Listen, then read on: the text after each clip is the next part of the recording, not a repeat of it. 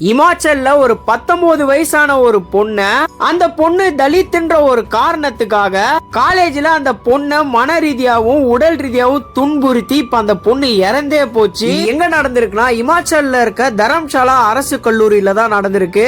அந்த கல்லூரியில படிச்சுட்டு இருந்தவங்க தான் பல்லவி. இவங்க அந்த காலேஜ்ல செகண்ட் இயர் படிச்சுட்டு இருந்திருக்காங்க. கரெக்டா செப்டம்பர் 18 2025 அன்னைக்கு வந்து பாத்தீங்கன்னா இந்த பொண்ணுடைய சீனியர் பொண்ணுங்க அர்ஷிதா, அக்ரித்தி, கோம்லி, இந்த 3 பொண்ணுங்க சேர்ந்து பல்லவிய ராகிங் பண்ணிருக்காளுங்க. இந்த பொண்ணுடைய ஜாதி பேரை வச்சு இந்த பொண்ணை ரொம்பவே டார்ச்சர் பண்ணிருக்காளுங்க. மன ரீதியாவும் உடல் ரீதியாவும் இந்த பொண்ணுக்கு ரொம்பவே டார்ச்சர் கொடுத்திருக்காளுங்க.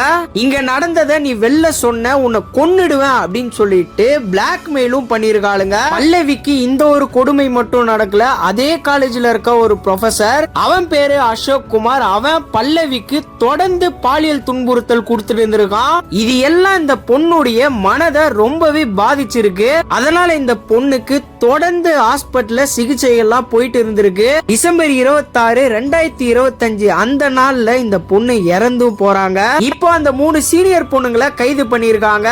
அந்த ப்ரொஃபசரை இன்னமும் கைது பண்ணாம வச்சிருக்கானுங்க. கூடிய சீக்கிரம் அவனையும் கைது பண்ணணும். இந்த பொண்ணு தலித்ன்ற ஒரு காரணத்துக்காக மன ரீதியாவும் உடல் ரீதியாவும் துன்புறுத்தி இப்ப அந்த பொண்ணு இறந்தே போச்சு.